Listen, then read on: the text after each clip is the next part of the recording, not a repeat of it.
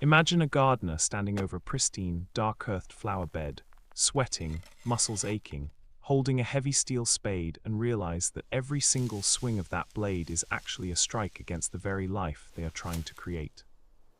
Millions of people are currently watching 60-second clips of sheet mulching on their phones, mesmerized by the sight of brown cardboard covering lush green grass. Yet most will never realize they are witnessing a quiet revolution that threatens a multi-billion-dollar industry. We've been taught that to grow, we must first break. Since the dawn of the plow, the image of turning the soil has been synonymous with hard work and fertility. But what if the most productive thing you could do for your land was to never touch it at all? Take a look at Charles Dowding. For decades, he was the lone voice in the wilderness of Somerset, England, telling anyone who would listen that digging was a mistake. People called him lazy. They told him his weeds would take over and his soil would compact into concrete.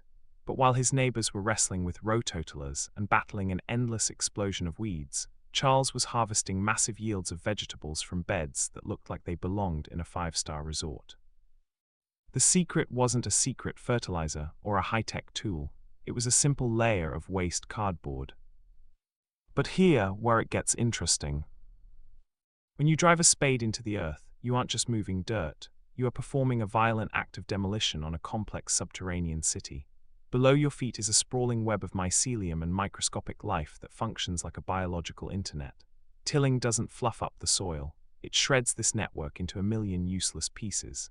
It's the equivalent of a hurricane leveling a skyscraper and then claiming the rubble is better because it's looser. And this changes everything. The moment you flip that soil, you expose the dark, moist interior to the scorching sun and rushing air. This causes a massive, sudden spike in oxygen that forces soil bacteria to go into a feeding frenzy. They eat through the organic matter, the very fuel of your garden, at an unsustainable rate, releasing a massive burst of carbon dioxide into the atmosphere. You get a quick growth spurt in your plants, sure, but you've just burned through a year's worth of soil bank account in a single afternoon. But why do the weeds come back even thicker after you dig? That's not the full story. Nature loathes a vacuum, and more importantly, it loathes a wound. Soil is a living skin. When you turn it over, you bring dormant weed seeds which have been sitting inches underground for years up to the surface where they finally get the light they need to germinate. By digging to get rid of weeds, you are actually planting them. You are providing the perfect nursery for the very things you're trying to kill. This is where the cardboard comes in, and it's why the no-dig method feels like a magic trick. Instead of fighting the grass, you simply lay down large sheets of plain brown corrugated cardboard directly over the lawn. No digging, no stripping sod, no back-breaking labor. You overlap the edges like shingles on a roof. On top of that, you add 6 inches of high-quality compost. That's it, you've just created a closed system. The cardboard acts as a temporary biodegradable barrier that chokes out the light for the weeds and grass underneath. Deprived of the sun, they die. But as they die, they rot in place, providing an immediate feast for earthworms. These worms travel up through the soil to eat the decaying grass, then travel back down, creating thousands of tiny tunnels. These tunnels are the ultimate irrigation and aeration system, far more effective and permanent than anything a machine could create. But here is the realization that stops most gardeners in their tracks. The cardboard isn't just a weed barrier, it's an invitation. Fungi love cellulose. Cardboard is essentially a giant, flat sheet of concentrated wood fiber. As it softens with moisture, fungal hyphae begin to stitch themselves into the material, creating a bridge between the old soil and your new compost. You aren't just building a garden, you are building an ecosystem from the bottom up. By the time your plant roots grow through the compost and reach the cardboard, it has become soft, porous, and teeming with life. The roots punch right through into the undisturbed, ancient soil channels below. So if this works so well, if it saves time, saves money, and produces healthier food, why is it still being ignored by the mainstream? The answer is as old as the plow itself. It's hard to sell nothing. You can't sell a $500 rototiller to a man who only needs a few scrap boxes from behind a grocery store. You can't sell annual soil conditioners and heavy synthetic fertilizers to someone whose soil is being naturally managed by a self-sustaining army of microbes and worms. There is an entire economy built on the idea that nature is broken and requires our mechanical intervention to function. We've been conditioned to believe that if a task isn't grueling, it isn't productive. The no-digging method offends our work ethic because it suggests that our primary job as gardeners isn't to be the creator, but merely the protector. But the logic is undeniable. In a forest, no one ever comes by with a plow. No one tilled the Great Plains to make them fertile. The earth builds itself in layers from the top down, through the slow fall of leaves and the steady work of decay. When we dig, we are fighting 400 million years of evolutionary success. Think about the implications of this. If we stop fighting the soil, we stop losing the carbon. We stop the erosion that turns our rivers brown every time it rains. We stop the cycle of chemical dependency that starts the moment we destroy the soil's natural ability to feed itself. It's a shift from a mining mindset where we extract value from the earth until it's spent to a management mindset where we simply provide the floorboards for life to build its own house. The practical steps are almost too simple to believe. You find cardboard, the boring, unprinted kind. You remove the plastic tape. You lay it down. You water it until it's soaked. You cover it with compost. You plant. In the first year, you'll notice you're weeding 70% less than your neighbors. In the second year, the soil becomes so soft you can push your entire arm into it without a tool. By the third year, the soil structure is so robust it holds water like a sponge, allowing your garden to survive droughts that wither everything else on the block. We've spent centuries trying to dominate the land, believing that our strength was the only way to coax life from the dirt. We built massive machines to rip, tear, and turn the earth, all while the perfect solution was sitting in our recycling bins. The cardboard method isn't just a gardening hack. It's a lesson in humility. It proves that sometimes the most radical thing you can do is get out of the way.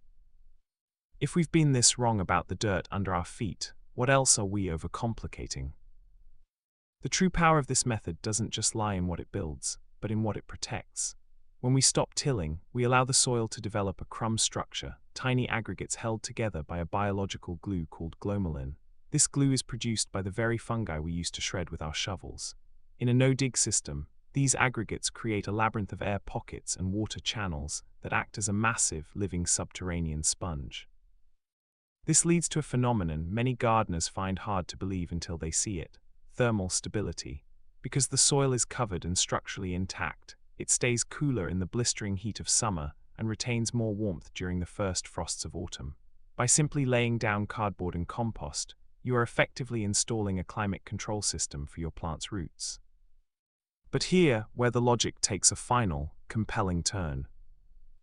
The ignored status of this method is beginning to crumble, not because of corporate backing, but because of a global, decentralized experiment. From urban lots in Detroit to small-scale farms in Scandinavia, people are discovering that high-yield food production doesn't require a diesel engine or a chemical laboratory. They are finding that the most resilient systems are those that mimic the forest floor. The resistance to no-dig isn't based on science, it's based on aesthetic tradition.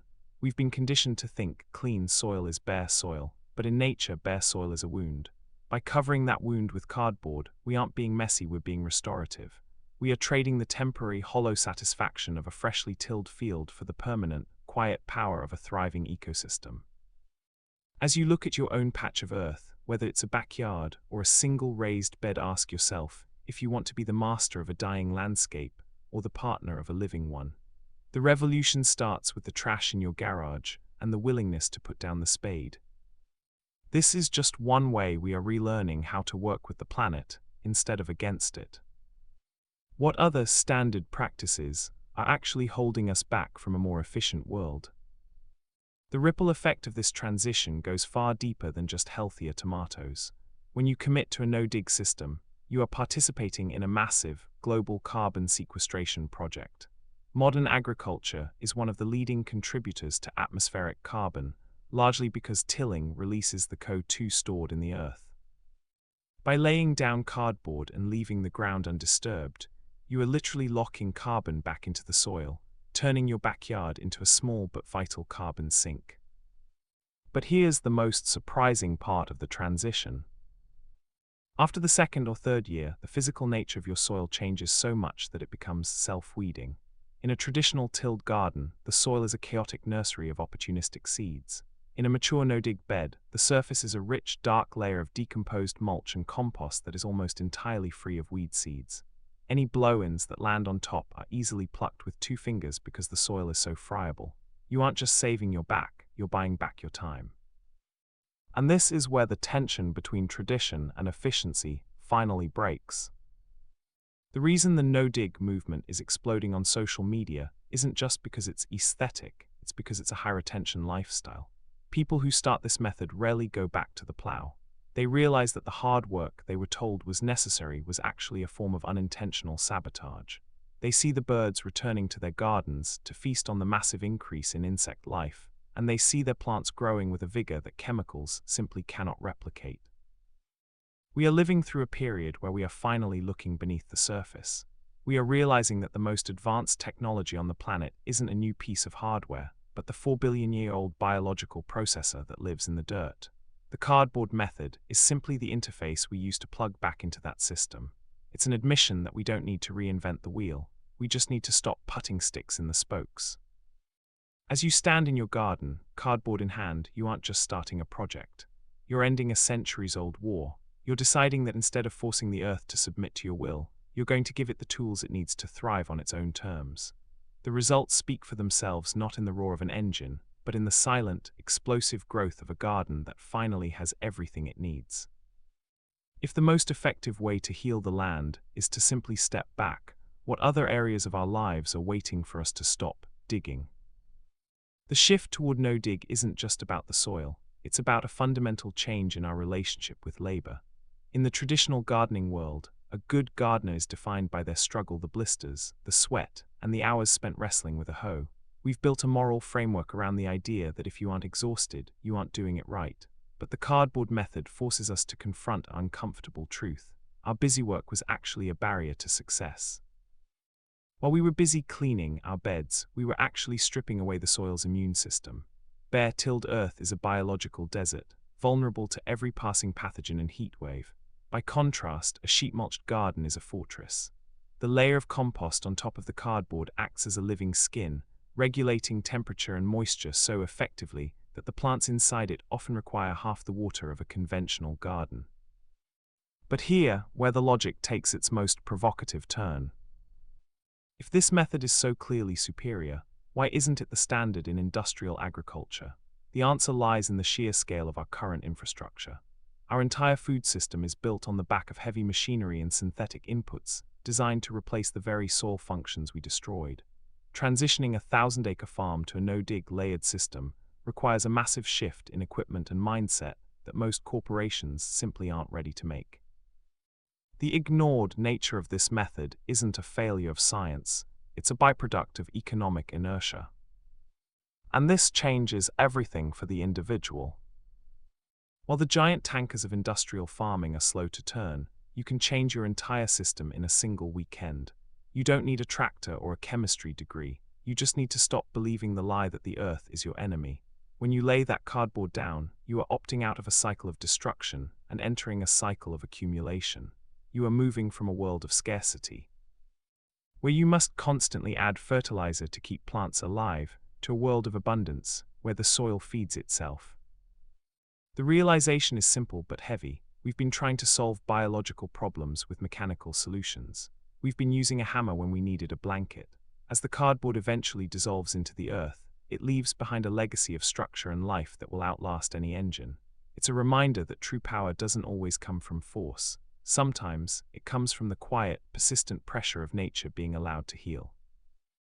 As you look at the brown, flat surface of a newly prepped no-dig bed, it might look like nothing is happening.